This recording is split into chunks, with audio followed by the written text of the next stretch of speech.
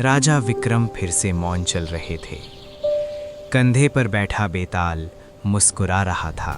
राजन, हर बार तुम सही निर्णय लेते हो, पर क्या धर्म हमेशा स्पष्ट होता है? आज सुनो चौथी कथा। एक नगर में एक महान गुरु रहते थे। उनके 2 शिष्य थे, दोनों विद्वान, दोनों आज्ञाकारी। ज्ञान वही है जो सही समय पर सही कार्य सिखाए।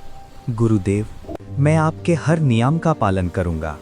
गुरुदेव, मैं सेवा को ही अपना धर्म मानता हूँ। एक दिन गुरु गंभीर रूप से बीमार पड़ गए। उन्होंने दोनों शिष्यों को बुलाया। मेरे पुत्रों, मेरी सेवा करना ही अब तुम्हारा कर्तव्य है। पहला शिष्य शास्त्रों में उपाय खोजने लगा। शास्त्र कहते हैं उपचार विधि यही है। दूसरा शिष्य गुरु के पास ही बैठा रहा, पानी पिलाया, चरण दबाए, रात दिन सेवा की, लेकिन नियति को कुछ और ही मंजूर था। गुरु का देहांत हो गया। दोनों शिष्य शोक में डूब गए। नगर के लोग एकत्र हुए और प्रश्न उठा, कौन सच्चा शिष्य था, ज्ञान खोजने वाला या सेवा करने वाला? राजन, अब उत्तर दो।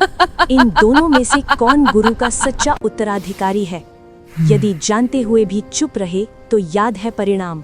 बेताल, जो केवल ग्रंथों में उलझा रहा वह ज्ञानवान हो सकता है, लेकिन जिसने गुरु के अंतिम क्षणों में निस्वार्थ सेवा की वही सच्चा शिष्य है, क्योंकि धर्म केवल ज्ञान नहीं, कर्तव्य और करुणा भी है।